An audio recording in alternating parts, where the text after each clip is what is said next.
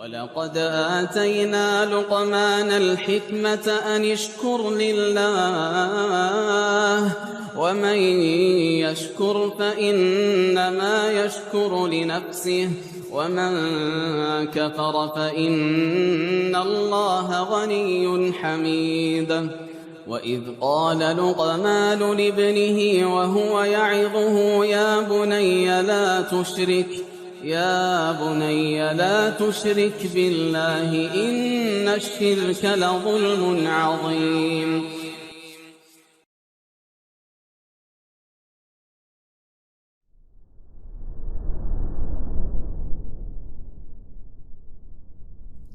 Assalamualaikum warahmatullahi wabarakatuh.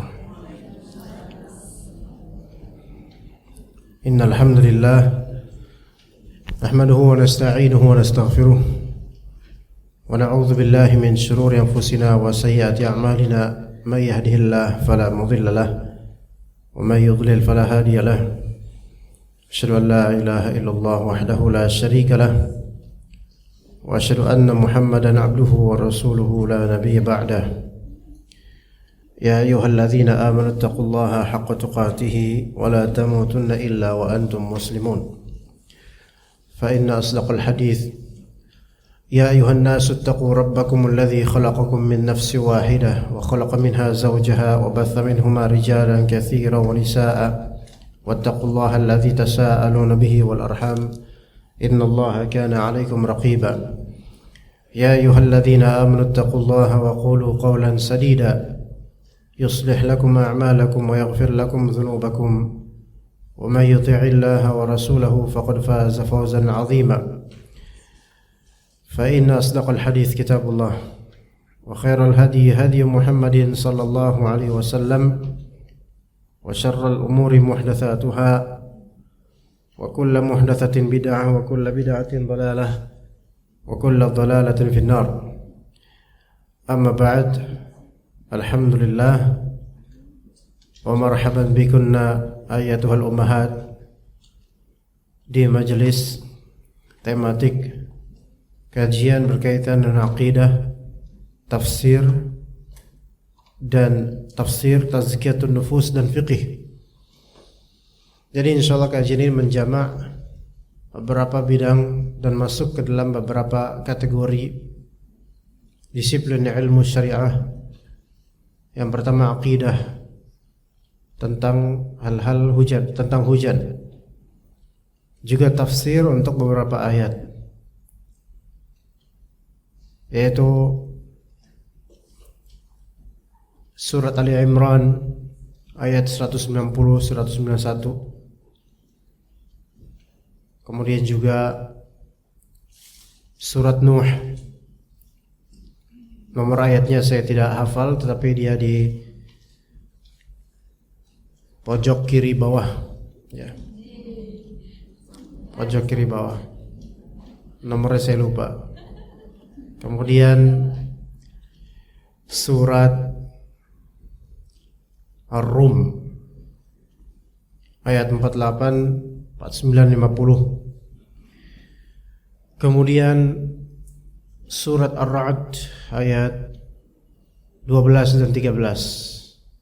Itu tafsiran. Kita akan mempelajari tafsir untuk semua dari ayat-ayat tersebut. Kemudian kajian ini juga menyusupkan materi tazkiyatun nufus. Tazkiyatun nufus, pembersihan jiwa, yang kita kaitkan dengan masalah hujan. Juga pada endingnya insyaallah akan kita susupkan pembahasan fikih terapan, fikih ibadah berkaitan dengan hujan. Yaitu maksudnya fikih di sini fikih sikap dan juga zikir berkaitan dengan hujan. Ya. Kira-kira bisa dipahami ibu-ibu sekalian? Kalau sudah paham berarti kita sudah cukup kajian sampai sini aja. Ya. Baik. Di sini akidah tentang hujan. Surat pertama surat Ali Imran 190 191. Nanti dicek lagi, takutnya saya salah nomor. Kemudian surat Nuh. Surat Nuh juz 29. Di kiri bawah pojok. Atas enggak, karena atasnya itu bukan surat Nuh. Ya. Ya, karena atasnya itu masih di surat sebelumnya. Al-Ma'arij juz 29. Kemudian surat Ar-Rum. Surat Ar-Rum ayat 48, 49, 50. Itu juga kiri pojok bawah. Sebenarnya enggak penting mau pojok mau tengah itu, tapi mungkin ada yang buka mushaf dia tahu. Kemudian surat Ar-Ra'd. Ar-Ra'd setelah surat Yusuf 12-13 kalau nggak salah. Ya terserah ibu mau nyatat 13-14 boleh, 45 boleh, ibu terserah, itu catatan masing-masing. Tapi sejatinya 12-13. Oke. Bukan surat Yusuf, bukan. Surat Ar-Ra'd itu setelah surat Yusuf. Ya. Surat Ar-Ra'd itu setelah surat Yusuf. Surat Yusuf, surat Ar-Ra'd, surat Ibrahim, surat Al-Hijr, surat An-Nahl gitu, Bu. Ya.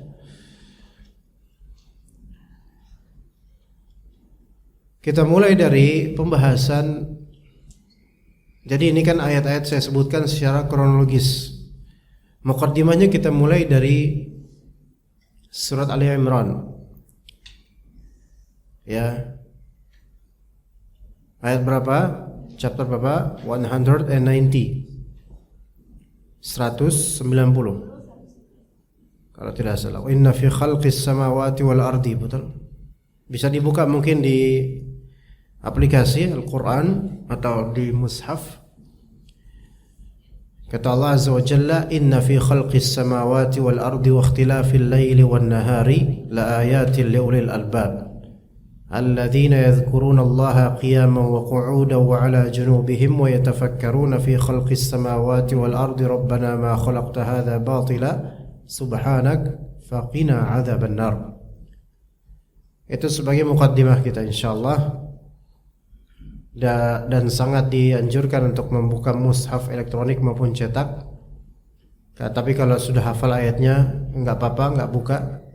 Berarti buka pikiran aja kalau sudah terhafal. Alhamdulillah. Dua ayat ini sangat indah. Sebagai muqaddimah. Kata Allah Azza wa Jalla, "Inna fi khalqis samawati wal ardi." Sesungguhnya tentang atau terhadap penciptaan langit-langit dan bumi. Penciptaan langit-langit dan bumi, yaitu apa yang ada di langit dan apa yang ada di bumi. Wa ikhtilafil laili wan nahar, dan pergantian atau perbedaan malam dan siang. Di sini ada berapa makhluk yang Allah Ta'ala sebutkan? Ada 4. Pertama as-samawat, langit. Kedua al-ard, bumi. Ketiga malam. Keempat siang. Dan 4 hal ini sangat-sangat besar, global, mencakup banyak hal.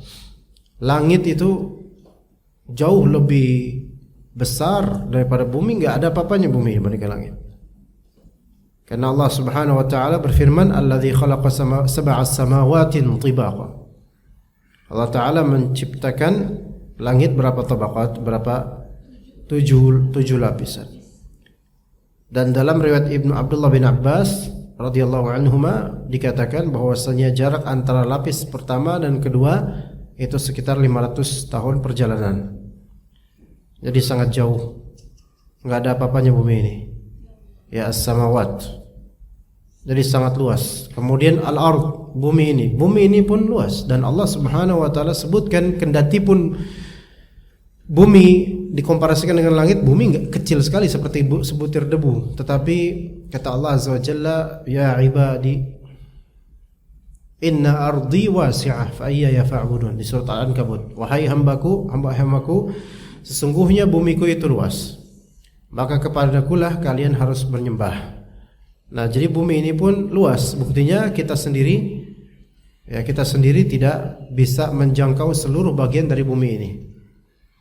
Ya, inna fi khalqis samawati wal ardi. Kemudian waqtilafil laili wan nahar, dan pergantian atau perbedaan malam dan siang, dan malam dengan segala komponen yang ada padanya. Malam itu bersifat mengkofri, menutupi, menyelimuti. Kata Allah Azza wa Jalla, wal laili idza saja. Malam ketika saja ini maksudnya ghatta, yaitu satara, menutupi. Ya, wal laili idza yaghsha. Ghasyiya yaghsha juga artinya menutupi. Jadi malam itu mengkofri banyak hal karena gelap. Di malam hari banyak hal-hal yang tidak kita ketahui terjadi, ya. Karena pertama gelap, kedua kita berada di dalam rumah biasanya, jadi nggak tahu apa yang terjadi di luar. Dan juga binatang-binatang nokturnal itu keluar di malam hari, kita tidak tahu apa yang mereka lakukan.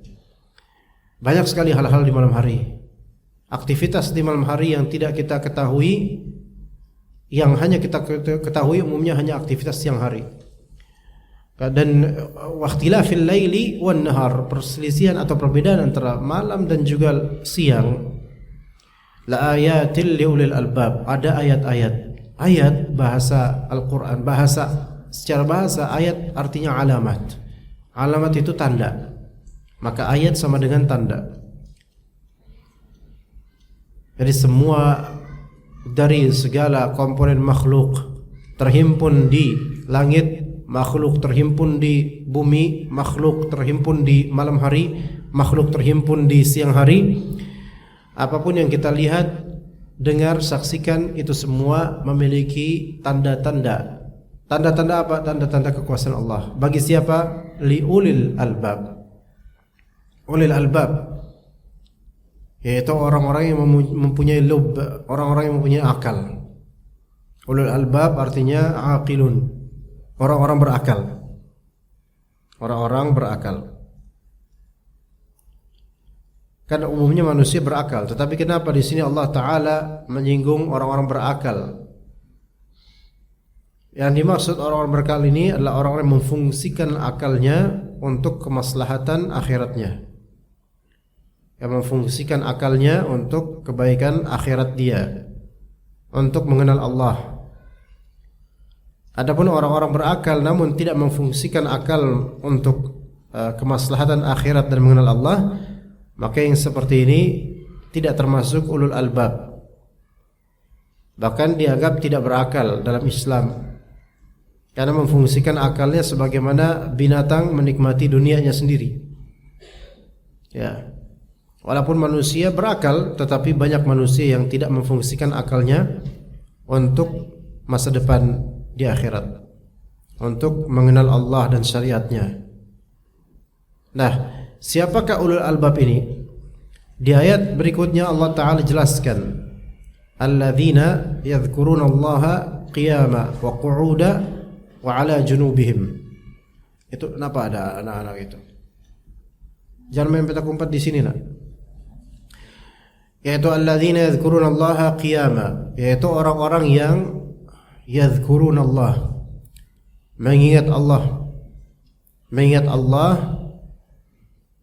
qiyama wa qu'uda wa ala junubihim. Di tiga konteks manusia itu tidak akan lepas eksistensinya dari tiga keadaan ini, pasti berada di salah satu dari tiga keadaan ini. Alladzina yadhkuruna Allah qiyama, apa qiyama? Berdiri. Qu'uda, apa qu'uda? Duduk. Ala junubihim, berbaring atau rebahan. Maka manusia itu tidak akan lepas dari salah satu dari ketiga keadaan ini. Sekarang ibu-ibu sekarang nih lagi apa? Duduk, diri, apa rebahan? Rebahan. Bukan, ibu-ibu lagi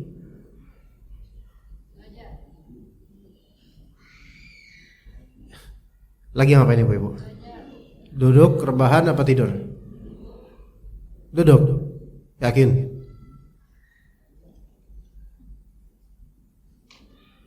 Atau lagi berdiri? Apakah mungkin ada berdiri sambil duduk? Apakah mungkin ada rebahan sambil duduk?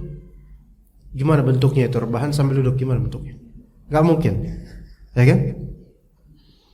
Berarti pasti di salah satu dari 3 keadaan ini, ya kan? Artinya alladzina yadhkurunallaha qiyama, berdiri, wa qu'uda, duduk, wa 'ala junubihim, rebahan atau berbaring.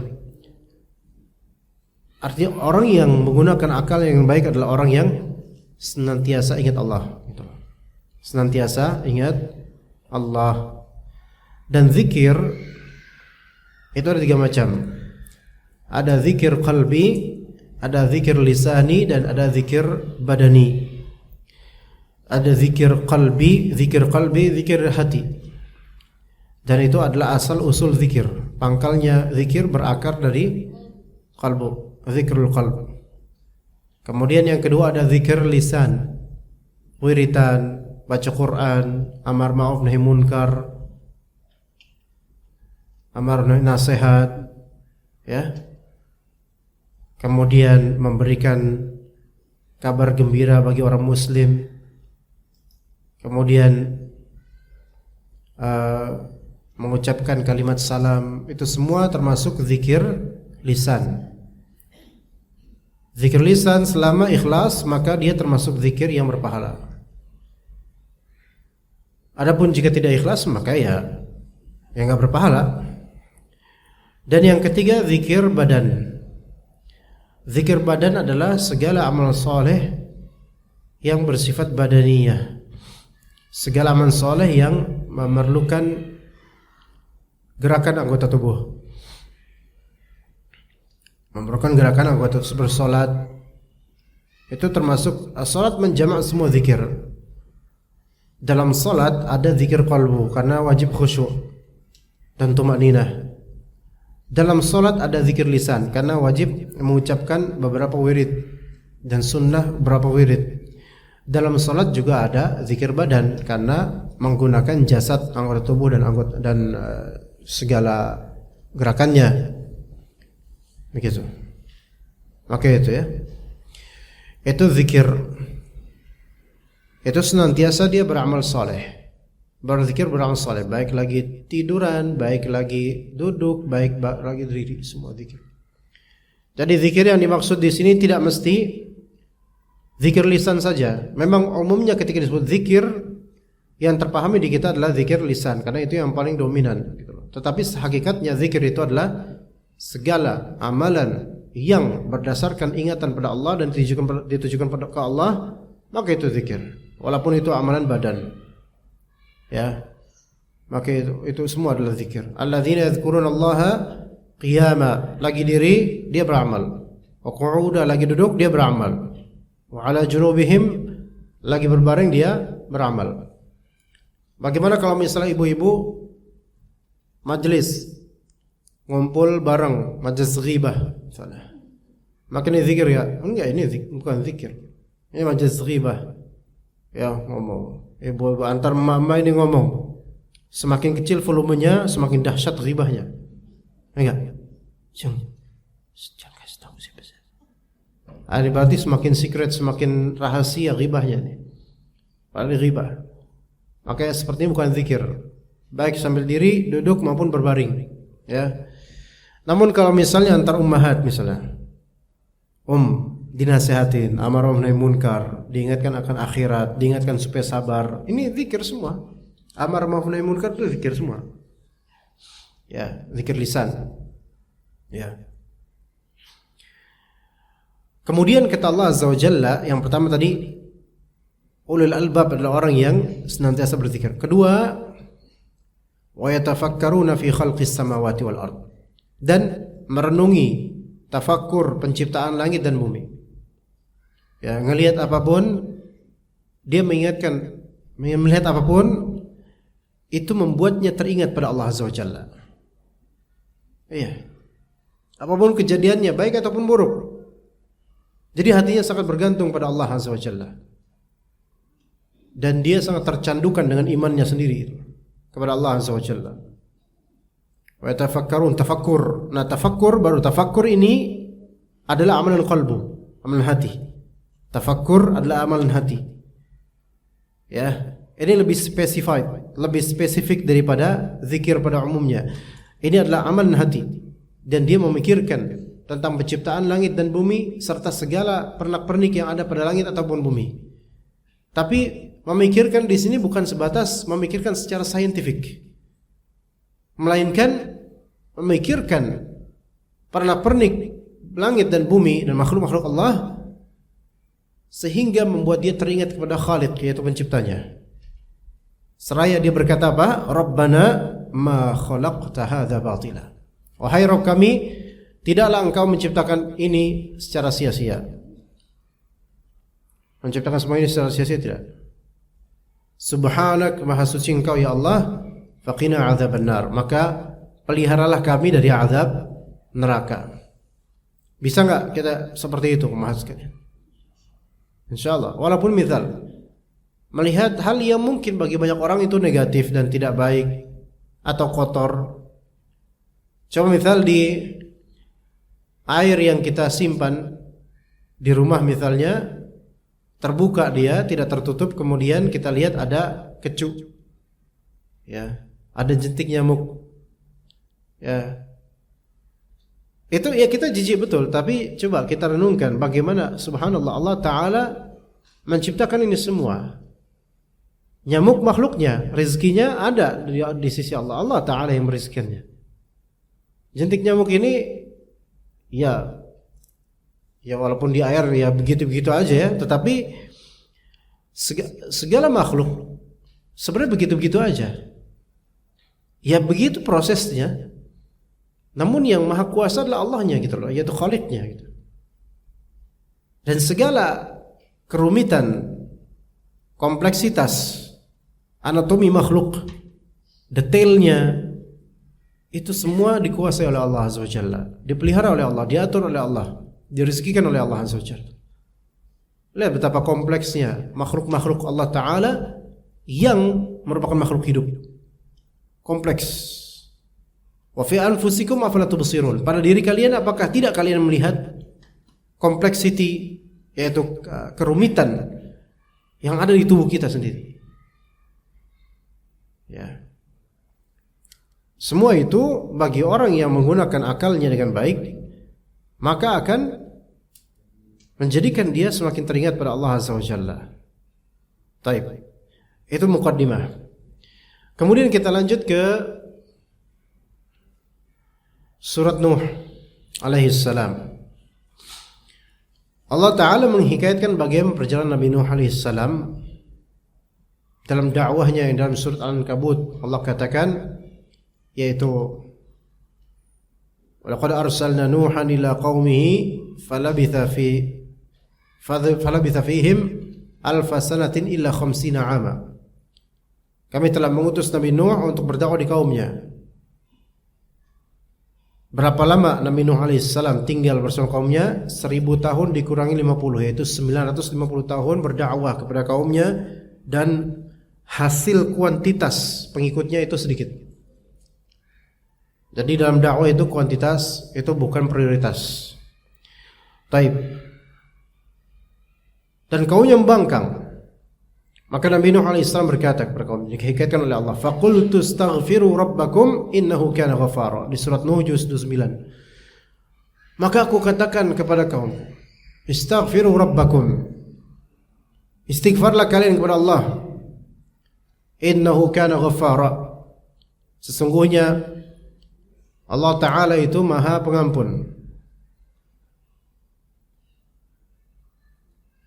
Nah, setelah itu ada jawabus syarat, ada kalimat-kalimat berikutnya menunjukkan bahwasanya istighfar memiliki efek rahmat terhadap mustaghfir.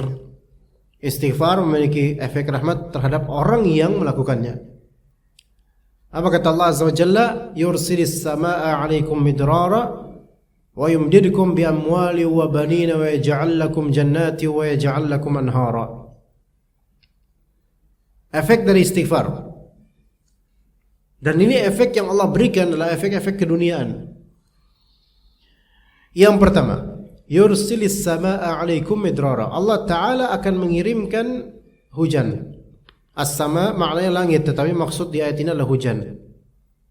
Jadi efek dari istighfar diawali dari turunnya hujan. Midrara yaitu hujan yang berlimpah. Efek dari istighfar.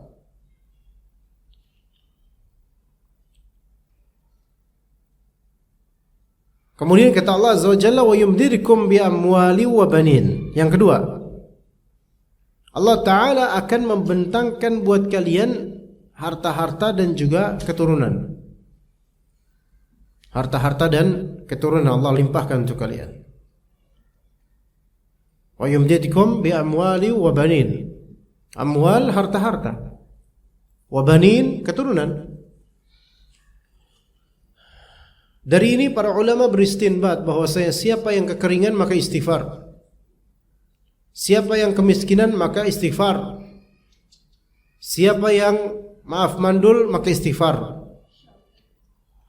Atau mungkin bukan mandul melainkan sudah punya anak, cuman sudah berapa tahun ini belum terbit lagi anak baru misalnya. Belum tercetak, teroplah ulang belum. Maka istighfar. Wa yaj'al lakum jannati wa yaj'al lakum anhara, dan Allah Ta'ala akan menjadikan untuk kalian jannat, yaitu basatin, taman-taman yang indah. Wa yaj'al lakum anhara, dan Allah jadikan untuk kalian anhar, sungai-sungai yang melimpah. Lihat ya. Ini kan kehidupan yang indah seperti ini. Ya, hujan ada, harta banyak, anak ada gitu, keturunan ya. Terus taman-taman ada, sungai-sungai banyak. Udah kayak tinggal di Swiss. Ya, enak gitu, Masya Allah. Cuman kekurangan Swiss apa? Nggak ada warkop, jadi nggak enak. Gorengan juga susah sebenarnya. Nah, lihat kenikmatan ini karena apa? Istighfar dengan baik, istighfar. Seringkali kita itu mengaitkan hujan itu pada musimnya saja, bukan pada sebab-sebab amalan seperti istighfar, tasbih dan semisalnya. Nah, taib. Berarti boleh jadi hujan itu adalah efek dari istighfar. Itu yang faedah yang perlu kita pahami juga. Ya, boleh jadi hujan itu turun disebabkan istighfarnya hamba kepada Rabbnya. Baik. Kita berlanjut ke surat Ar-Rum ayat ke 48 kalau salah. 48, 49, 50 kalau tidak salah. Kata Allah Azza wa Jalla, Allahul ladzi yursilu riyaha fatuthiru sahaba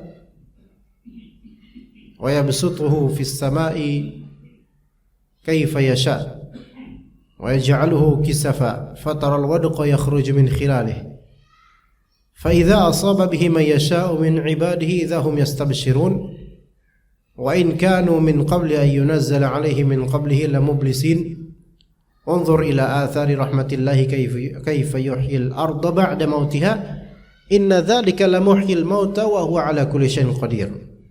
Betul enggak ibu-ibu itu ayatnya, Bu? Ada yang sudah buka belum? Ar-Rum, Bu, masih di Al-Quran kok, tenang aja, ketemu insyaallah. Ar-Rum, surat Ar-Rum, setelah surat Al-Ankabut, sebelum surat Luqman. Ketemu, Bu? Kalau yang udah ketemu boleh pulang. Udah ketemu?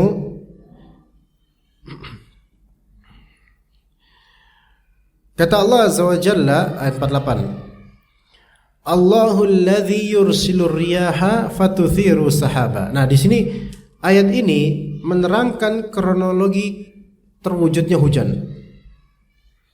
Dengan singkat Allah Ta'ala mendeskripsikan kronologi turunnya hujan karena dialah penciptanya. Allahul ladzi yursilur riyah. Pertama, Allah lah yang mengirimkan riyah. Riyah itu jamak dari rih. Rih itu maknanya adalah angin. Allah lah yang mengirimkan angin-angin. Yursil, irsal, angin.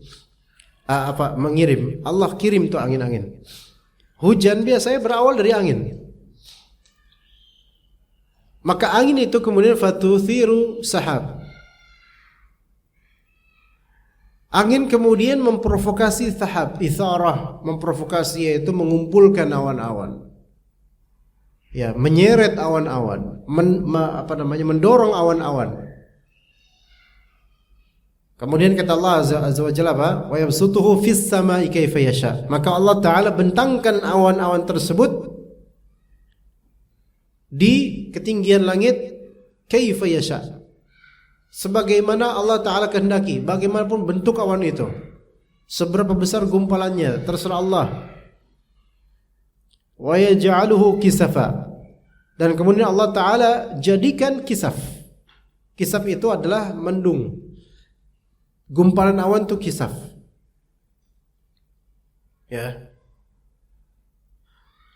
Nah, ketika awan itu menggumpal, maka kemudian fataral wadqa yakhruju min khilalih. Fatara, engkau wahai manusia, engkau bisa melihat al-wadq. Wadq itu maknanya adalah tetesan air. Itu wadq. Yakhruju min khilalih, keluar dari sela-sela awan. Pernah lihat kayak gitu, Bu? Di kejauhan sana, kita di sini belum hujan, misal di sana udah hujan nih. Gumpalan awan di sana terus kelihatan kayak apa? Seolah-olah kayak angin, kayak padahal itu air yang besar, air yang banyak sekali deras, tapi karena dari jauh kelihatannya seolah cuma angin, padahal itu air hujan itu. Dari kejauhan. Ya. Atau kalau kita berada di pegunungan atau di pebukitan misalnya, ya, yang mana itu lebih dekat kepada awan gitu kan. Terus di bagian sana sekilo ke depan sana kelihatan ada awan menggumpal dan kelihatan bagian bawah awan itu begitu gelap. Itu tuh mulai netes air dari situ. Ya kalau kita berada di situ itu hujan basah kuyup luar biasa. Tapi karena ngelihat dari jauh jarak sekilo ya kelihatannya ya kayak itu yang disebut wadq dalam bahasa Arab. Di Indonesia apa namanya? Nggak ada namanya. Ya gitu aja. Ya itu namanya itu. Nah, itu. Dalam bahasa Arab namanya wadq. Fataral wadqa yakhruju min khilali. Air itu turun dari sela-sela awan. Fa idza asaba bihi may yasha'u min ibadihi idza hum yastabshirun. Dan ketika Allah Ta'ala mengenakan air hujan tersebut kepada hamba-hambanya, may yasha'u min ibadihi, yang Allah kehendaki siapa yang kena, idahum yastabshirun, tiba-tiba orang itu pada bergembira berbahagia karena diturunin hujan. Dan di sini lafal fa idza asaba bimay may yasha'u min ibadihi, man yasha'u min ibadihi, yaitu berarti siapapun yang kedapatan hujan sesungguhnya memang Allah kehendaki dia kena hujan. Artinya gini, Bu. Pernahkah kita pergi ke suatu tempat? Mendung. Di tempat kita nih pas di rumah kita mau pergi misalnya ke mana? Ke Bogor misalnya. Naik mobil atau naik motor dari Cempaka Putih. Ya, jalan. Ini udah mendung tapi enggak hujan. Kita udah lewatin Cempaka Putih, udah sampai di mana gitu, Cempaka Putih baru hujan. Misalnya ya. Terus kita kan sampai Depok nih. Di Depok kita lihat, jalanan udah pada becek, udah pada basah. Berarti tadi habis hujan. Di Bogor, udah sampai Bogor, banjir malah. Tapi udah enggak hujan. Artinya apa? Allah tidak menghendaki kita ketimpa hujan ketika itu. Paham enggak maksudnya? Atau sebaliknya, dari Cempaka Putih ke Bogor, lagi hujan nih. Aduh, tapi kalau nunggu selesai hujan enggak tahu kapan selesainya. Dah, jalan pakai jas hujan, jalan. Ya, Cempaka Putih gitu. Lewat Cempaka Putih, kita udah lewat, baru hujannya selesai. Ya. Kemudian di Cempaka Putih lewat ke Bogor lewat mana dari sini, Bu? Jatinegara. Ke Bogor di sini lewat mana, Bu? Cawang pun hujan, kena lagi. Pokoknya di mana kita berada sampai Bogor itu hujan terus. Kalau kita udah lewat selesai, hujannya selesai. Jadi kayak kita jalan nih, hujan gitu, khusus sama kita. Berarti Allah Ta'ala menginginkan, menghendaki kita kena hujan gitu loh. Jadi dapat atau enggaknya hujan, ya itu kehendak Allah gitu loh.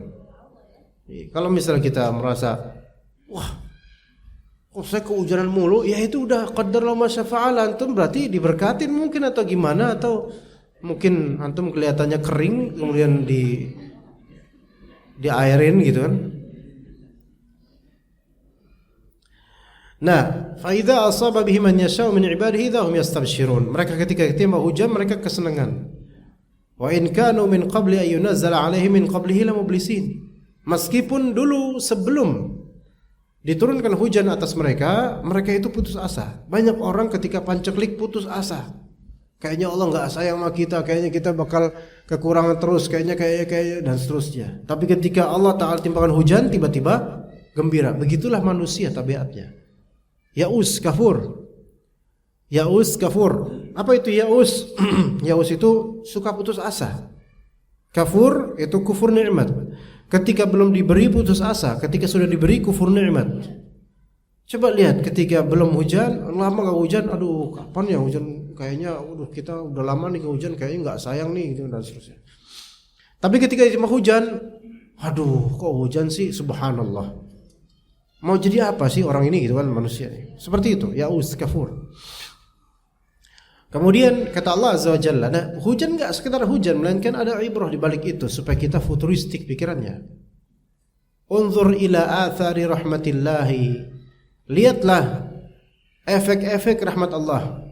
Hujan itu umumnya adalah efek rahmat Allah Azza. Hujan itu umumnya adalah rahmat Allah Azza wa Jalla. Dan yang namanya kalau Allah merahmati sesuatu atau seseorang, pasti ada efeknya. Ketika Allah Ta'ala merahmati sesuatu atau seseorang, pasti ada efeknya. Itu pelajaran. Kalau Allah merahmati Anda, berarti Anda akan dapat efeknya dari rahmat tersebut. Dan mungkin orang sekitar Anda, keluarga Anda, harta Anda, pasti akan ada efeknya. Ya sebaliknya juga, kalau Allah laknat seseorang, maka akan dapat efek dari laknat itu. Unzur ila athari rahmatillah. Lihatlah pada efek-efek dari rahmat Allah Azza wa Jalla. Kaifa yuhyil arda ba'da mautiha. Bagaimana Allah Subhanahu wa taala menghidupkan bumi dari kegersangannya. Tadinya gersang, disimbah hujan, kemudian tumbuhlah atau tumbuhan. Itu keberkahan itu, seperti itu. Makanya di surat Nuh tadi kita bilang, karena istighfar Allah kasih hujan.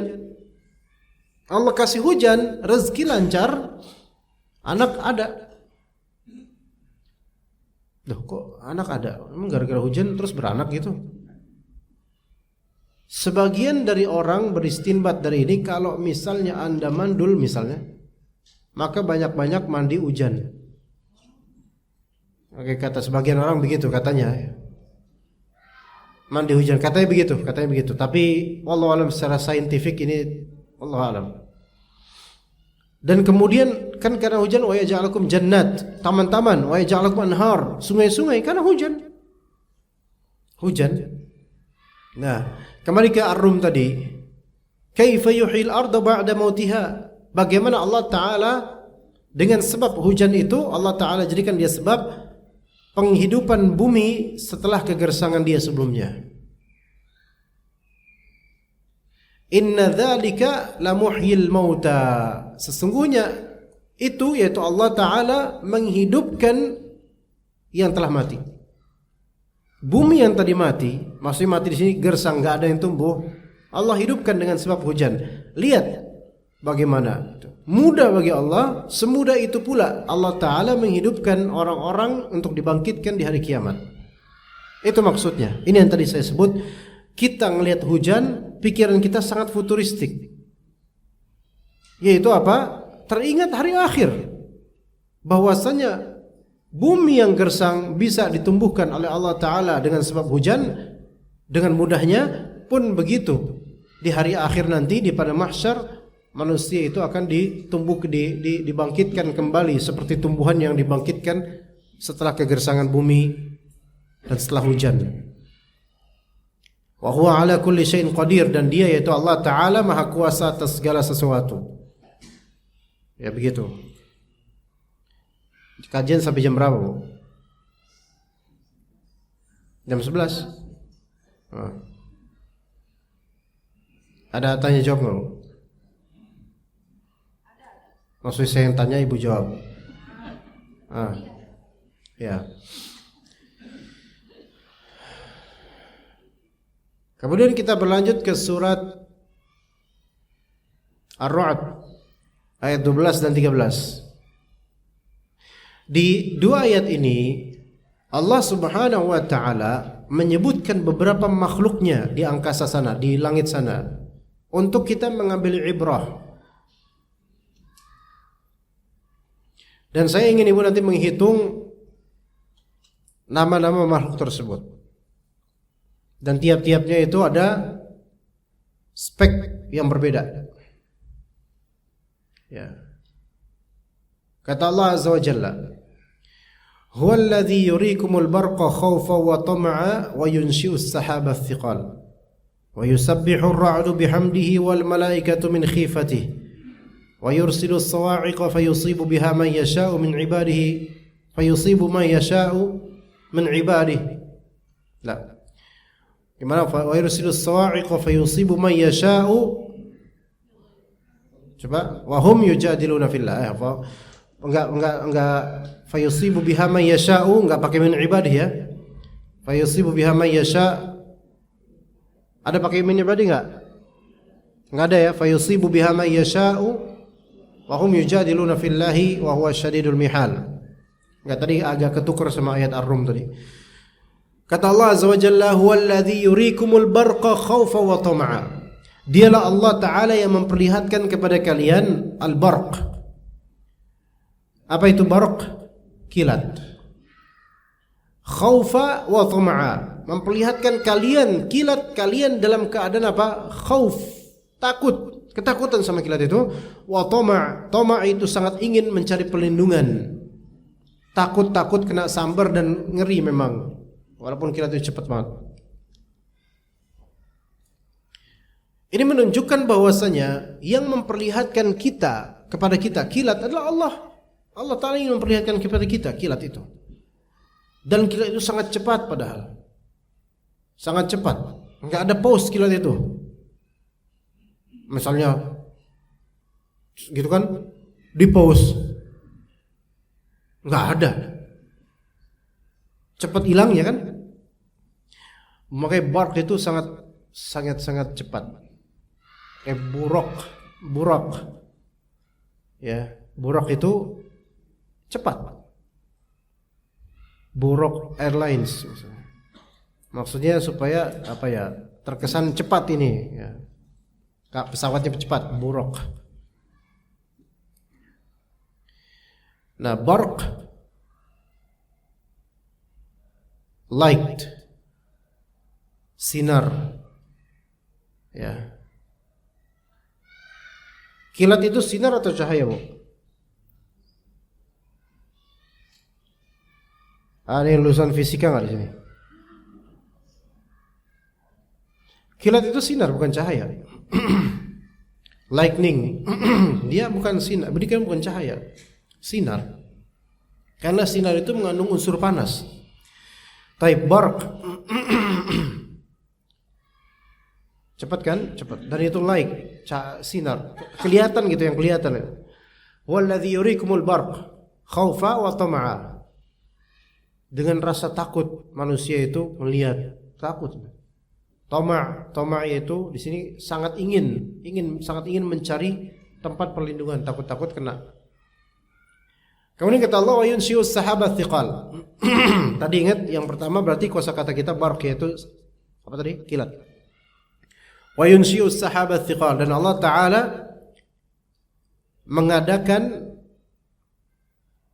menciptakan apa? As-sahab, yaitu awan.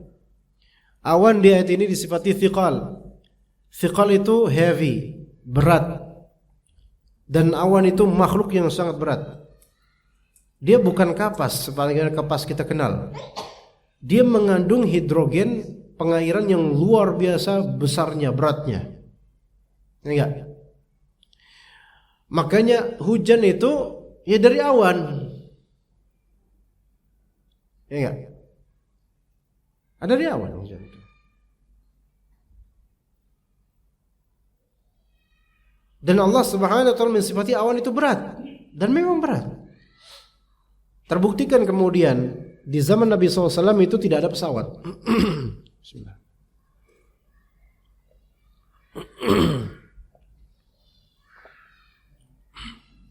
Menyentuh awan pun tidak orang-orang di zaman Nabi. Di zaman sekarang pesawat tiap hari ada.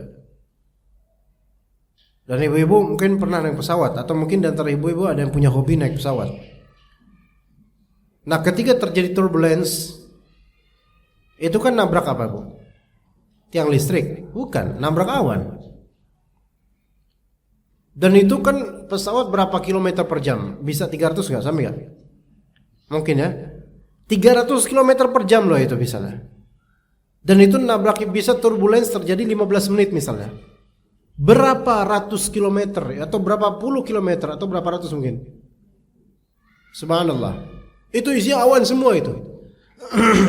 Kalau memang itu di siang hari yang tadinya terang, tiba-tiba karena kita pesawat berada di gumpalan awan yang begitu dahsyat besarnya, kan kerasa apa? Gelap gak? Gelap tiba-tiba, subhanallah. Itu mengandung perairan yang luar biasa. Seolah-olah pesawat ini sedang berada di tengah lautan melawan dahsyatnya air. Dan dia turbulensnya, kita sampai goyang-goyang gak? Goyang-goyang. Berapa ratus ton pesawat itu beratnya? Nggak tahu berapa ratus puluh ton atau mungkin berapa puluh ton kali ya. Itu melawan awan saja, pesawat aja apa? Sampai harus goyang-goyang gitu. Luar biasa. Berarti awan itu makhluk yang berat. Baru sadar enggak kalau misal awan itu kerasa berat? Berat. Kata Allah, yunshi'us sahabat thiqal. Ya, mungkin kita baru mendengar ayat ini tafsirannya sekarang. Sebelum belum tahu kalau Allah Ta'ala mensifati awan itu berat. Ya. Kemudian setelah tadi al-barq udah, awan udah. Ayat berikutnya, wa yusabbihu ar-ra'du bihamdihi wal malaikatu min khifatihi. Ada dua makhluk di sini, ar-ra'd dan juga al-malaikah. Itu bertasbih seraya bertahmid. Ar-ra'd itu apa? Gemuruh, guruh, geluduk, suara di langit.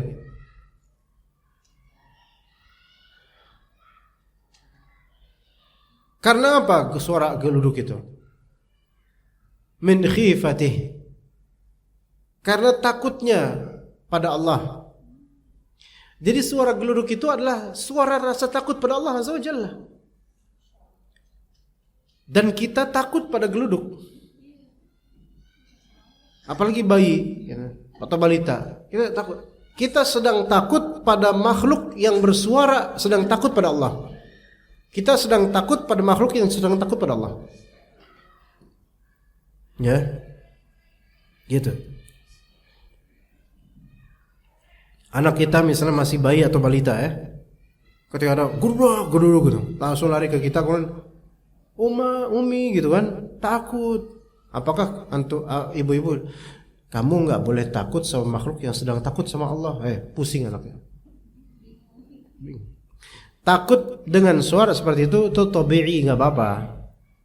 Wajar, kaget, takut, ngeri, itu wajar manusiawi. Ya jadi nggak juga, wah saya nggak mau takut sama makhluk. Terus ke pematang sawah, ya, nantangin, sok geluduk ayo, suarain aja, saya nggak takut. Iya. Nah, nggak gitu juga. Tetap aja pada koridor kemanusiawian, nggak masalah. Takut tabi'i, khauf tabi'i itu nggak apa-apa. Ya, khauf tabi'i yaitu takut yang sifatnya tabiat manusiawi nggak apa-apa. Kayak misalnya ibu ngelihat macan, misalnya takut. Ya, misalnya lagi ke pasar tiba-tiba ada macan misalnya, gak tahu gimana pokoknya ceritanya gitu aja, pokoknya ketemu macan aja. Atau jangan macan deh, misalnya ada ular ya masuk ke rumah gitu, takut nggak Bu? Ya wajar takut, tabi'i. Ya begitu, bukan sebaliknya. Ngeliat ular berani, ngeliat ular berani, terus ngeliat kucing takut, kebalik gitu biasanya. Kurang cocok manusia seperti itu. Tapi ada juga yang seperti itu mungkin ya. Ada. Tapi takut yang bersifat berlebihan itu yang nggak boleh. Ya. Apalagi takut yang ada sisi tatayurnya. Maka itu nggak boleh, itu syirik nanti jadinya. Misalnya melihat ada burung hantu misalnya, waduh bakal apes nih kayaknya. Kesian tuh burung hantu nggak tahu apa-apa, dijadikan sebagai simbol keapesan. Tapi kalau ngelihat suami di balik selimut dia lagi WhatsAppan, nah itu beda itu kalau itu. Kalau itu gimana ya? Ya itu beda. Itu namanya woman instinct. Ya. Taib. Wa yusabbihu ar-ra'du bihamdihi wal malaikatu min khifatihi. Berikutnya makhluk yang disebutkan di sini adalah gemuruh, geluduk dan juga malaikat. Kita lihat. Berarti dalam nuansa hujan itu sebenarnya banyak yang sedang bekerja, banyak yang sedang beramal loh, gitu loh. Di langit sana. Enggak begitu aja hujan gitu loh. Prosesnya itu ada, Allah atur semuanya, dan itu makhluk-makhluk semua itu mereka semua adalah makhluk Allah yang mereka takut sama Allah Azza wa Jalla. Ya. Kemudian kata Allah, wa yursilus sawa'iqa fayusibu biha man yasha. Dan Allah Ta'ala mengirim as-sawa'iq, jama' dari sawa'iqah, itu adalah petir. Petir beda dengan kilat. Karena petir itu sifatnya menyambar. Sa'iqah itu menyambar, petir. Dan itu kata Allah, yursil, Allah Ta'ala mengirim, yang kirim petir itu Allah. Maka kalau ada makhluk, baik makhluk hidup atau makhluk seperti tumbuhan atau pohon yang terkena petir, itu berarti memang Allah kirim ke dia gitu loh. Kiriman dari Allah. Dan dalam ayat ini dikhususkan man yasha. Man berarti kan siapa? Manusia berarti. Dan juga jin juga bisa. Wa yursilu sawa'iqa fayusibu biha man yasha. Allah Ta'ala mengirim petir sehingga mengenai siapa yang Allah Ta'ala kehendaki, terserah. Jadi ada orang kena petir itu kehendak Allah. Itu orang pilihan itu. Orang pilihan maksudnya kesian gitu kan. Tapi orang kalau memang kena petir itu langsung mati, hangus. Enggak utuh lah. Ini karena petir mengandung lightning dan volt yang sangat luar biasa kerasnya, tingginya, voltnya tinggi sekali. Coba ibu rasain kena volt kereta api misalnya. Ya, jangan ibu, maksudnya ada orang misalnya ngerasain itu coba. Pernah ngeliat nggak bu? Ada orang kebakar di atas kereta. Dulu zaman-zaman kereta Jabodetabek masih bukan komuter lain. Dulu kan Jabodetabek kan kereta AC kan Pakuan ya, dulu. Pakuan Express namanya kan. Tahun 90 gitu kan. Dan komuter lain kan baru betul-betul semuanya ber-AC semua kereta itu kan tahun 2012 sekitar itu baru. Dulu ketika sebelum 2012 atau sebelum itulah 2010 atau 2011 kira-kira. Sebelum itu kan ada kereta Reos, kereta Holek namanya Jabodetabek ya. Di sini jauh nggak sih dari kereta bu? Jauh ya? Oh, pantesan kok kelihatannya kayak nggak tahu ya bu ya? Bingung ya? Kan dulu kan kalau orang naik kereta dari Bogor ke Jakarta pagi-pagi itu kan atasnya bejibun orang tuh bu, ya kan? Di atap. Iya, itu nyari sesop nasi itu. Padahal kan nasi ada di warteg ya. Nah kemudian di atas. Nah ada seseorang di stasiun namanya Pasar Minggu Baru stasiunnya. Itu kan berhenti di situ dan dia itu entah pengen pindah posisi, dia diri. Nah pas diri dia nggak lupa kalau misalnya itu dekat apa kabel yang di atas kereta tuh loh kena. Atau mungkin pas kayak gini lagi tangannya kena, langsung perutnya pecah. Itu baru kena volt listrik kereta. Gimana kalau dengan listrik lightning petir? Hancur Manusia hancur, nggak berbekas, mungkin pecah-pecah mungkin langsung. Auzubillahi min dzalik. Pernah nggak ngeliat di YouTube pohon yang besar kena petir, hancur pohonnya, langsung kebakar pohonnya itu. Nah itu pohon loh. Ya mungkin kekuatan fisik pohon ini lebih kuat daripada kita manusia. Ya begitu. Nah, bagaimana dengan orang yang ada petir dia mati? Itu bukan kesambar langsung, melainkan kena efek dari sambaran. Entah karena jantungnya nggak kuat sehingga langsung mati, karena kan keras itu sambaran itu, walaupun dekat gitu, kalau dekat itu orang jantungan mati bisa, nggak kuat jantungnya dengan pressure yang dari suara keras itu. Gimana dengan langsung kena semuanya? Atau mungkin kena sisi volt listriknya mungkin tersambar gitu, tapi bukan kena dari sinarnya, kebakar soalnya kalau kena langsung hancur. Fayusibu biha man yasha wa hum yujadiluna fillah. Mereka ini kena petir dalam keadaan mereka sedang berdebat tentang Allah. Agama Allah jadi bahan perdebatan. Itu bisa terancam kena sengatan petir. Gitu loh.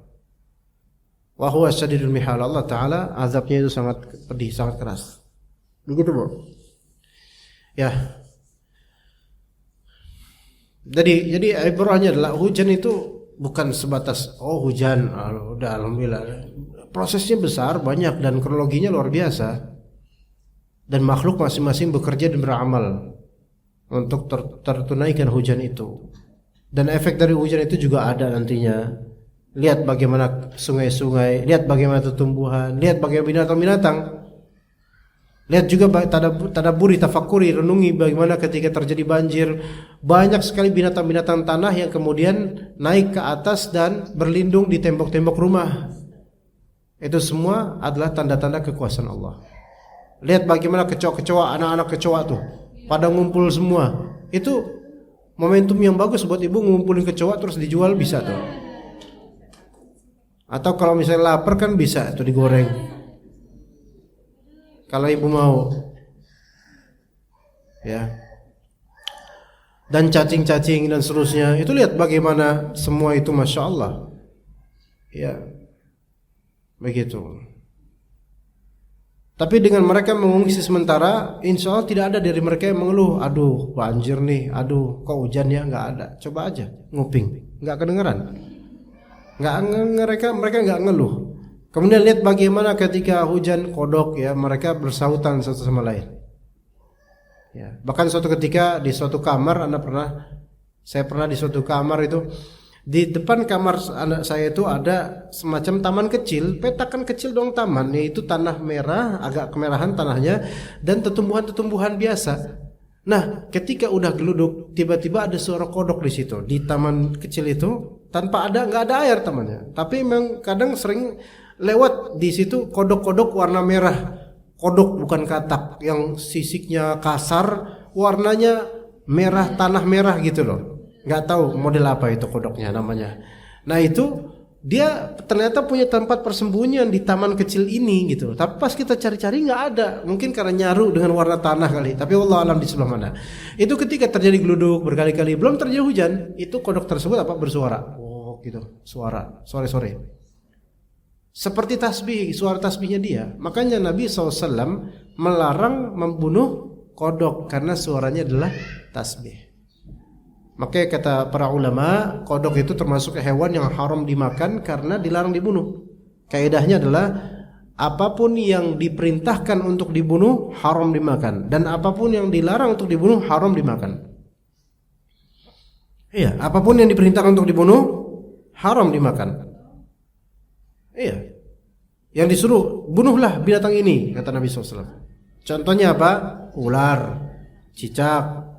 Tapi cicak ini kalau memang kita tafsirkan wazagh, para ulama beda pendapat loh tentang apakah wazagh itu cicak atau toke atau binatang yang semisal itu di Arab. Itu enggak semua ulama satu pendapat tentang itu adalah cicak. Ada pendapat yang malah bukan cicak rumah, bukan. Saya pribadi malah justru juga enggak menganggap wazagh itu cicak, bukan. Makanya saya pribadi enggak mengamalkan untuk cicak. Saya biarin cicak. Iya. Tokek pun belum tentu. Belum tentu. Iya. Karena tokek di tanah Arab itu majhul, enggak ketahuan. Orang Arab coba ditokein lagi. Maksudnya orang Arab coba ke Indonesia kemudian dengar suara tokek. Bingung mereka. Ada seorang syekh dari Arab, ya. Suatu ketika dia tinggal di sebuah losmen di Indonesia. Kemudian dia terlihat kadang-kadang dia keluar. Masuk lagi. Sekian berapa menit kemudian dia terus keluar bingung gitu, nyari-nyari sesuatu. Ditanya sama orang Indonesia, "Ada apa, Syekh?" "Enggak, saya tadi ngeliat kayak orang nangis, kayak perempuan nangis gitu. Tapi saya enggak tahu apa ini." Bingung itu orang Arab itu, Syekh Arab itu. Ya udah kita tunggu. Pas tunggu kan biasanya tokek ada mukadimah itu. Oh, gitu kan. Ini. Terus tokek. Ini ada orang nangis gitu katanya. "Pak, itu bukan bayi nangis atau bukan orang nangis, itu tokek. Itu binatang." Loh, orang Arab aja enggak ngerti gitu. Maksudnya kalau memang di zaman Nabi masalah wazagh itu binatang, apakah itu tokek yang di Indonesia? Saya ragu. Allah alam. Makanya saya enggak begitu. Dan juga kan Nabi SAW menyuruh membunuh wazagh ini, satu dorbah itu dapat pahala, satu pukulan langsung mati dapat pahala. Cicak itu susah dipukul sekali. Maksudnya ya kita nangkap aja susah kan gitu. Oke, pakai selpetan misalnya, pakai apa gitu lah, enggak langsung mati. Tapi kata Nabi SAW kan itu, satu pukulan, semakin sedikit pukulannya mati itu semakin bagus gitu kan. Tokek nggak mungkin, bahkan satu kali pukulan nggak bakal mati. Saya pernah digigit tokek satu tangan, 2 tokek gitu ya. Iya. Nah kemudian akhirnya itu nggak bisa, kalau nggak bisa copot. Iya. Nah kemudian setelah dia mungkin tokek itu lepas dari tangan, dari ini lepas, itu kita mau bunuh dia pakai kayu gede gini, dipukul gini satu tubuh gitu, jebret gitu kan. Kayaknya berat kayunya. Itu sampai keluar usus-ususnya dari kemaluannya.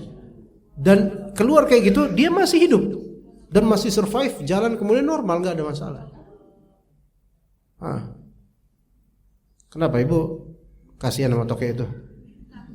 Takut? Enggak, saya enggak mukul Ibu kok, enggak, tenang aja, enggak usah takut, ngapain takut. Nah akhirnya itu gimana coba? Satu kali pukulan sedahsyat itu aja enggak mati-mati gitu loh. Gitu. Ya, mungkin binatang Allah alam wazagh itu binatang yang mana di Indonesia ini. Ya. Maka yang seperti ini tadi ular kan diperintahkan dibunuh, maka enggak boleh makan. Binatang-binatang pengerat yang khabith seperti tikus diperintahkan dibunuh. Kalajengking itu semua haram dimakan. Kaidahnya apa tadi? Binatang yang Rasulullah SAW perintahkan untuk dibunuh haram dimakan. Kedua, binatang yang Rasulullah SAW larang untuk membunuhnya haram dimakan. Semut, lebah, nggak boleh dibunuh kecuali kalau mengganggu ya. Kemudian apa lagi? Kodok, nggak boleh dibunuh. Itu semua haram dimakan. Ya begitu kaidahnya, Mas sekalian. Oke. Kita menuju ke fikih yang berkaitan dengan hujan. Ya kita untuk yang tadi sampai situ, kita menuju fikih yang berkaitan dengan hujan.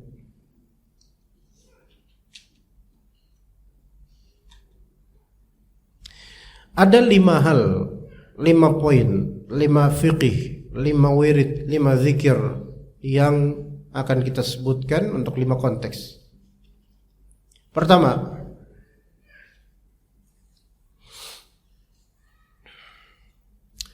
mendung dan angin, itu satu. Yang pertama masalah mendung dan angin. Bagaimana sikap kita menghadapi mendung sesuai sunnah dan juga ketika diterpa angin sesuai sunnah. Bagaimana sikap kita? Mendung dan angin. Mendung kan gumpalan awan. Ketika terjadi mendung, biasanya orang kesenangan karena mau hujan. Nah, sikap senang itu tidak sesuai sunnah ketika mendung. Enggak sesuai sunnah. Nabi SAW itu pernah melihat mendung, kemudian beliau terlihat keluar masuk rumah, yang mana itu raut wajah beliau SAW itu berubah gitu, kayak khawatir, kayak apa. Para sahabat bertanya, Rasulullah, kenapa engkau kok kelihatan cemas, khawatir, ada apa? Kata Nabi SAW, bagaimana aku bisa bergembira? Sementara dulu di zaman Nabi Hud alaihissalam, kaum Ad, kaum yang sangat sombong, yang kufur kepada Allah, nantangin Nabi Hud, kalau memang kamu benar wahai Hud, maka datangkanlah segera azab untuk kami. Coba sob. Maka di surat Al-Ahqaf Allah Ta'ala sebut, falamma ra'au 'aridan mustaqbila awdiyatihim, falamma ra'auhu 'aridan mustaqbila awdiyatihim qalu hadza 'aridun mumtiruna. Maka ketika kaum Nabi Hud ini mereka melihat 'arid, melihat gumpalan awan di kejauhan yang menuju ke lembah-lembah mereka, mereka dengan pede bilang, oh ini adalah awan yang bakal menghujani kami. Mendung nih, kayaknya bentar lagi hujan nih. Mereka kesenangan, kepedean dengan itu. Ya. Jadi kalau kita misalnya mendung, wah ini bentar lagi hujan nih gitu. Itu persis kelakuannya sama kaum Nabi Hud itu. Nah, kaum Ad. Dan itu Nabi enggak seperti itu. Ya. Apa kata Allah? Bal huwa masta'jaltum. Enggak, itu bukan yang bakal menghujani kalian, melainkan itu adalah apa yang kalian minta untuk disegerakan. Rihun fiha azabun alim. Itu mengandung angin yang padanya ada azab yang pedih. Ingat, azab yang pedih itu enggak mesti azab yang panas. Azab yang menimpa kaum Ad ini adalah azab yang sangat-sangat dingin, yang disebutkan dalam surat Al-Haqqah, yang disebut sarsarin atiyah, yaitu angin yang sangat dingin, yang mana angin ini keras, kencang, dingin, dan berbunyi saking kencangnya. Bunyinya apa? Sor gitu. Itu bunyi anginnya, itu bukan bunyi kena genteng atau kena seng, bukan. Bunyi anginnya sor saking ngerinya, kencangnya dan dinginnya tuh. Mematikan itu angin. Dan mengepung kaum Ad sampai 7 malam 8 hari. 7 layali wa 8 ayamin husuma. Kemudian mati itu bergelimpangan. Rihun fiha adzabun tudammiru kulla syai'in bi amri rabbiha. Angin itu berhasil menghancurkan segala sesuatu dengan perintah Rabbnya, perintah Allah. Fasbahu la yura illa masakinuhum. Sehingga mereka kaum Ad tidak terlihat siapa-siapa kecuali rumah doang kelihatan. Orang-orangnya ternyata udah bergelimpangan di tanah dalam keadaan yaitu seperti kulit dan tulang mereka itu udah kayak pelepah kurma yang sudah terlalu kering, sudah terlalu lapuk, sehingga diginin tuh nembus saking kedinginannya, mati semua. Maka kata Nabi, bagaimana aku bisa bergembira melihat mendung doang gitu, sementara dulu kaum Ad melihat mendung dengan bangganya, dengan songongnya mereka gitu. Saya nggak mau seperti itu. Gitu. Maka ketika kita melihat mendung terus berbahagia, kalau kita udah kenal ngaji kayak gini, amalkan. Jangan selisih sunnah. Ada mungkin rasa bahagia karena kayak bentar lagi hujan, tapi bentar dulu deh bahagia, nanti dulu pas hujan, ya. Karena kita nggak tahu ini apa, gitu loh. Allah lebih tahu, ya. Mendung dan anginnya ini. Mendung nggak ada lafal yang kita terucap, nggak ada zikir khusus. Tapi kalau angin ada. Kalau kita diterpa angin yang kencang, biasanya kan itu nanti pas mendung tuh ada angin, enak tuh angin tuh. Maka syariatnya doa, bukan malah bergembira kemudian main layangan, bukan. Ya. Gimana doanya? Allahumma inni as'aluka khaira hadhihi ar-rih wa khaira ma fiha wa khaira ma ursilat bih wa a'udzu bika min syarri hadhihi ar-rih wa syarri ma fiha wa syarri ma ursilat bih. Ya Allah, saya meminta kepada Engkau kebaikan angin ini dan kebaikan yang ada pada angin ini dan kebaikan sebab diutusnya angin ini. Itu. Ya Allah, saya memohon perlindungan kepada Engkau dari keburukan angin ini dan keburukan komponen isi angin ini dan keburukan sebab mengapa diutusnya angin ini. Itu doanya dari Rasulullah SAW. Amalkan Bu, cari mungkin di internet atau di buku-buku doa ketimpa angin, ketimpa angin. Doa diterpa angin. Doa saat ditiup angin, ketiup angin misalnya. Itu. Ya. Yang ada biasanya kalau dapat angin gitu, wah, enggak ada doa. Yang anak-anak langsung, anginnya banyak nih. Langsung habis itu pasang layangan. Ya, subhanallah.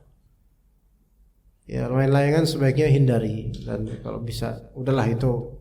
Tapi sekarang banyak orang mulai main layangan. Sebenarnya itu dikhawatirkan ngabisin waktu dan Nabi SAW itu pernah melihat seorang main di sini burung beneran gitu, burung yang biasa orang-orang main burung gitu loh, ya.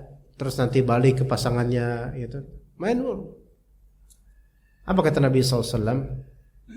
Syaitanun yatba'u syaitanah. Itu adalah setan sedang ngikutin setan. Ketika permainan-permainan seperti itu melalaikan orang, maka ini ibarat dia itu setan sedang mengikuti setan. Setannya itu burung juga gitu, dan orang ini juga setan, jadi sama-sama setan. Ketika jauh dari zikir pada Allah. Dan kita lihat rata-rata orang yang suka main layangan, suka mainan burung itu semua lalai rata-rata kita lihat. Sebaiknya hindari ya. Saya nggak mengatakan langsung itu sebagai haram, tapi sebaiknya hindari. Oke, itu yang nomor pertama. Ketika kena angin, gitu kan, dan mendung. Yang kedua, biasanya kan ada geluduk. Biasanya lebih dulu mana? Geluduk dulu atau hujan dulu? Geluduk dulu ya biasanya. Ketika ada gemuruh, itu ada sunnahnya dari Nabi SAW. Apa sunnahnya? Mengucapkan Subhanalladzi yusabbihu ar-ra'du bihamdihi wal malaikatu min khifatihi. Persis kayak ayat ke-12 atau ayat ke-13 dari surat Ar-Ra'd. Subhanalladzi yusabbihu ar-ra'du bihamdihi wal malaikatu min khifatihi. Cari coba doa ketika mendengar gemuruh hujan atau gemuruh geluduk. Ya, itu doanya tadi. Subhanalladzi yusabbihu ar-ra'du bihamdihi wal malaikatu min khifatihi. Baik. Itu yang kedua. Yang ketiga, ketika turun hujan. Kalau yang pertama tadi pas mendung dan kena angin. Kedua, mendengar gemuruh. Ketiga, hujan. Apa bacaan doanya? Allahumma sayyiban nafi'a. Artinya ya Allah, berikanlah hujan yang bermanfaat. Itu yang ketiga. Yang keempat, ketika hujan terlalu deras atau terlalu larut, khawatir menjadi bencana. Ya banjir lah apa. Maka doanya gimana? Allahumma hawalaina la alaina. Allahumma hawalaina la alaina. Ada gak sih di Google? Ya, mungkin bisa bermanfaat untuk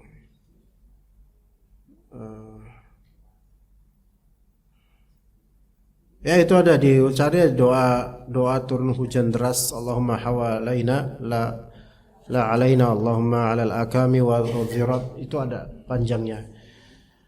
Ya Allah hawalaina, ya Allah turunkanlah di sekitar kami saja dan jangan diturunkan ke kami lagi gitu. Itu sunnahnya seperti itu. Ini kok yang ngajarin kok detik.com ya, CNBC Indonesia, doa saat hujan, Masya Allah. Detik.com, kok malah CNN. Ini kantor-kantor berita ngapain ini mereka? Bola.com bahkan, doa ketika hujan. Bola.com loh. Hah? Bukan masalah bagus ya, ini kan nanti orang akan menjadikan referensi ke sini jadinya. Kompas TV, Serayu News, Tempo, Tokopedia, Masya Allah. Merdeka, Liputan 6. Loh, ini enggak ada Bahkan insert live pun itu rawan banjir, ini doa yang bisa diamalkan. Ini udah taubat tapi mana insert ini? Iya. Ya, nyari viewers ini ya semua supaya dapat iklannya. Sayangnya artikel-artikel dari asatidzah itu dikalahkan oleh mereka gitu loh. Amat disayangkan jadinya kan. Taib, kemudian yang kelima, doa setelah selesai hujan. Doa setelah selesai hujan. Doanya apa? Mutirna bifadlillahi wa rahmatih. Mutirna bifadlillahi wa rahmatih. Mutirna, kami telah diberi hujan. Kami telah dihujani. Mutirna bifadlillah, dengan keutamaan dari Allah, wa rahmatih, dan rahmat dari Allah. Mutirna bifadlillahi wa rahmatih.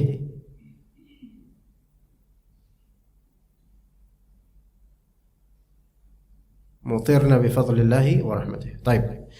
Itu 5 itu jemaat sekalian. Jadi bisa diamalkannya. Yang pertama tadi apa? Pas mendung jangan terlalu senang, jangan.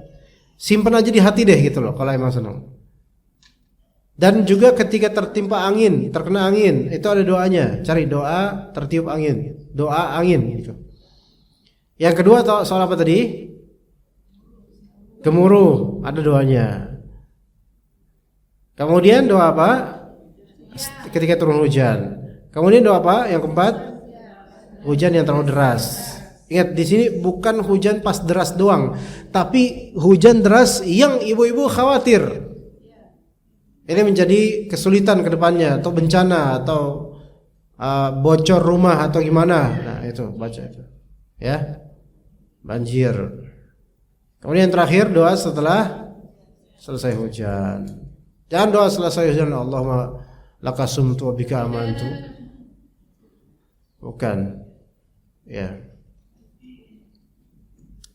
Taib. Untuk materi kita cukup sampai situ. Jika ibu-ibu ada yang ingin bertanya, bisa bertanya satu sama lain, boleh. Ada yang mau bertanya enggak? Enggak ada. Ada. Itu ibu yang belakang. Itu ada. Ibu, ada siapa itu? Silakan Ibu. Apa? Kilat itu yang hanya kelihatan, petir itu yang menyambar. Manusia itu tanda-tanda dia tidak kena petir adalah dia bisa melihat kilat.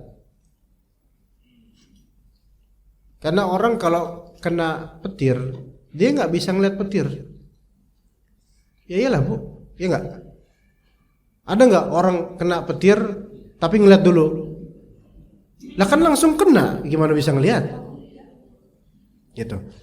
Bedanya kilat dengan petir, kilat itu yang kita lihat tidak menyambar. Adapun petir itu nyambar, memang nyari sambaran. Baik pohon atau apa, nah itu petir. Kilat itu biasanya di awan, Bu. Dia di awan, di langit saja kelihatannya. Tapi petir itu yang biasa kayak turun gitu. Karena kilat itu hanyalah kecepatan, untuk menunjukkan kecepatannya. Kalau misal petir itu menunjukkan dikirimnya dia. Jadi ada tujuan, ada sasaran. Iya, baik kena atau enggak sasaran, pokoknya ada sasaran. Gitu. Begitu. Wallahu a'lam. Assalamualaikum warahmatullahi wabarakatuh. Ya.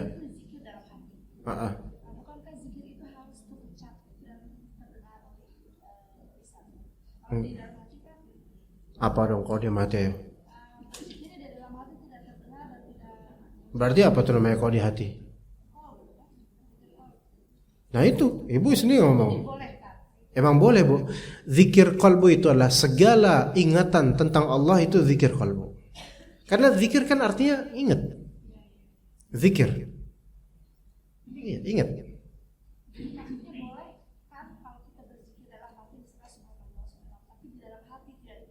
Ya, tapi itu pahalanya beda dengan lisan. Kalau subhanallah kan zikir lisan, Bu. Ibu misalnya ingat kengerian neraka, misalnya ingat kengerian neraka, itu zikir enggak? Zikir, itu kan amanah hati. Enggak harus dengan lisan. Nah, ibu bedakan zikir dengan doa, Bu. Doa dengan hati boleh nggak? Boleh, cuman kurang afdol. Doa akan minta. Kadang kita itu minta di hati doang, nggak sampai lisan. Ya Allah Maha mendengar, kata Allah, wa asirru qawlakum aw ijharu bih innahu alimun bidzatis sudur. Dan silakan kalian mau sirrikan, atau sirri itu maksudnya sembunyikan perkataan kalian atau kalian tampakkan, Allah Maha tahu apa yang di hati gitu. Emang Allah mendengar apa yang di hati dari doa-doa. Cuma lihat para nabi, mereka itu rata-rata kalau berdoa ditampakkan di lisan, minta sama Allah dengan lisan.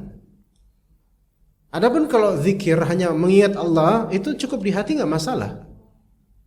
Iya, ya syukur-syukur juga ditambahkan dengan lisan atau ditimpali dengan zikir lisan. Ketika misalnya kayak tadi, lihat, alladzina yadhkuruna Allah qiyaman wa qu'udan wa 'ala junubihim, dia berzikir, senantiasa berzikir pada Allah, wa yatafakkaruna fi khalqis samawati wal ard, memikirkan, merenungi penciptaan langit dan bumi. Merenungi itu amalan hati, pikiran. Nah, setelah itu baru efek dari dia merenungi terucap di lisannya, zikir lisan, Rabbana ma khalaqta hadza batila subhanaka faqina adzabannar. Seperti itu. Termasuk zikir misalnya mengingat dosa pribadi. Mengingat dosa, itu zikir itu. Mengingat dosa pribadi, kesalahan pribadi, kemudian astagfirullahaladzim. Nah, ini zikir lisan. Gitu. Jadi zikir hati kalau bisa ditimpali setelahnya zikir lisan, lebih afdal. Gimana ibu-ibu? Ada lagi yang mau bertanya? Silakan.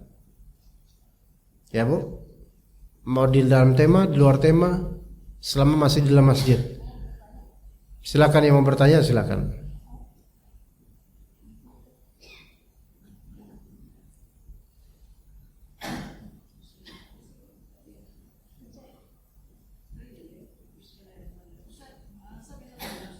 Apa, Bu?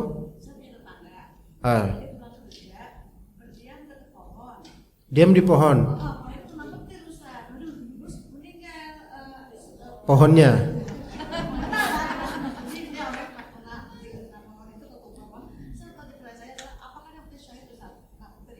Enggak.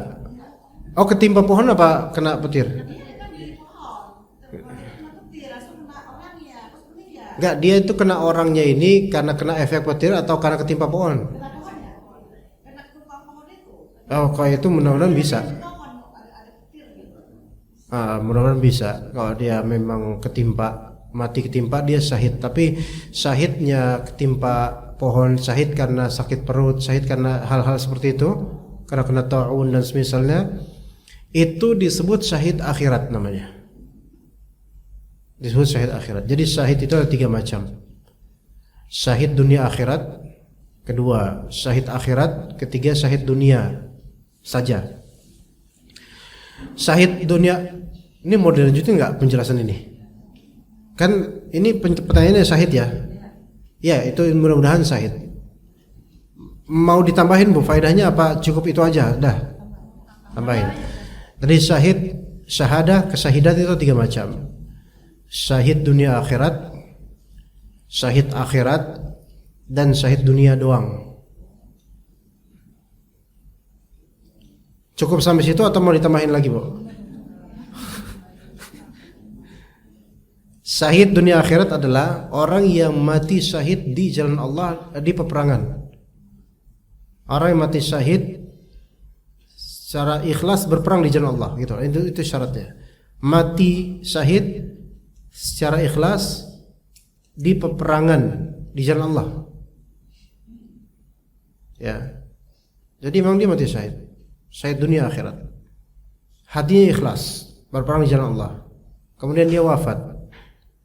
Dan peperangannya di sini peperangan yang syar'i, bukan perang atas dasar rasis atau apa, enggak. Perperangan yang memang syar'i, yang memang Allah syariatkan atau memang perintah dari penguasa yang resmi, maka ini insyaallah. Tapi ini peperangan syar'i, bukan perang lokal. Maksudnya lokal di sini perang karena kesukuan, bukan. Ya, maka ini syahid dunia akhirat. Ya, peperangan syar'i. Kalau sekarang mudah-mudahan mungkin seperti mudah-mudahan ya ketika Palestina digempur jihad difa' yaitu jihad membela diri misalnya, mudah-mudahan bisa itu yang mati karena membela dirinya, membela agamanya itu mudah-mudahan juga syahid dunia akhirat. Syahid dunia kenapa? Karena dia mati kemudian tidak harus dikafani melainkan dalam keadaan mati seperti itu karena syahid dunia. Iya, orang yang mati syahid dunia akhirat karena ketika berperangan makanya dalam keadaan dia terbunuh seperti itu. Enggak perlu dimandikan, enggak. Orang mati syahid itu enggak dimandikan. Iya.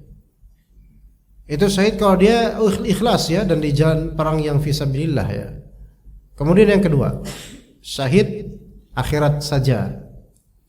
Syahid akhirat saja tanpa dunia. Ini adalah orang yang disebutkan Rasulullah tadi. Kenapa? Ketimpa tembok, ketimpa sesuatu lah, tertimpa rimbun reruntuhan, kemudian karena mabutun, karena sakit perut ya, punya penyakit di perutnya gitu kan.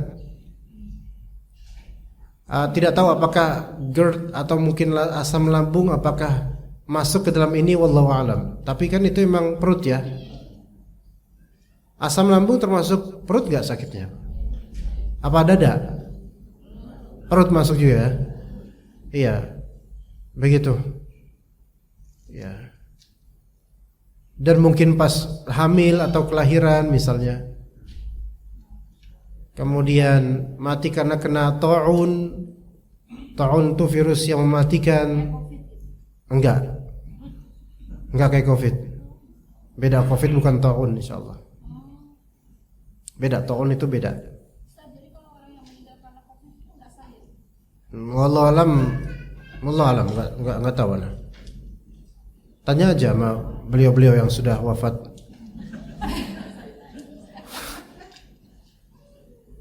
Ta'un itu ada sendiri, dia virus ada sendiri, bukan enggak sama dengan COVID, beda. COVID juga sekarang ada kan COVID? Ada, tapi kan ya udah gitu. Pada mati enggak, Bu?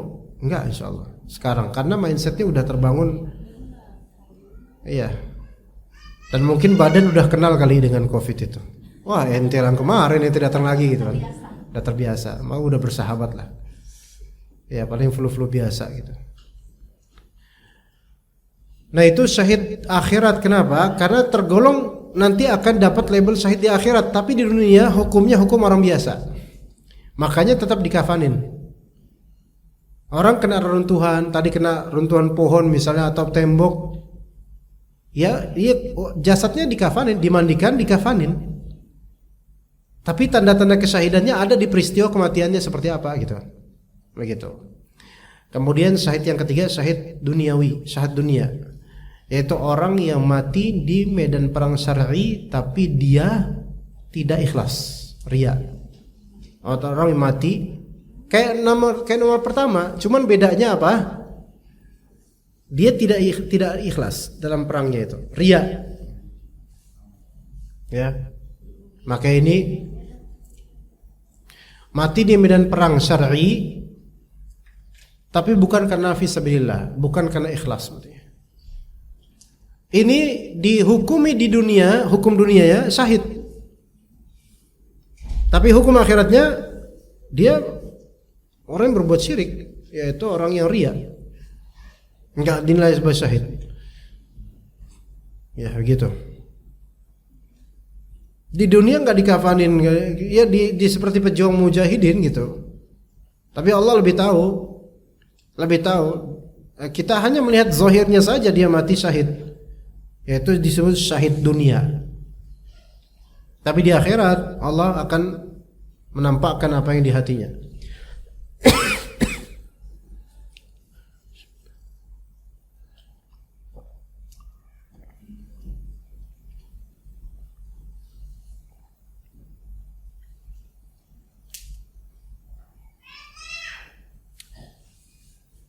Pada nulis apaan sih, Bu? Perasaan saya diem aja dari tadi kok pada nulis.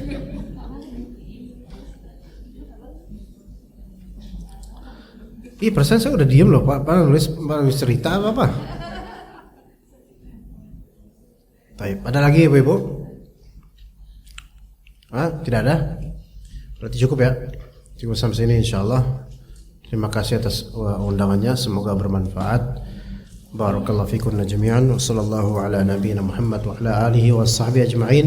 Subhanakallahumma bihamdika asyhadu an la ilaha illa anta astaghfiruka wa atubu ilaik. Assalamualaikum warahmatullahi wabarakatuh.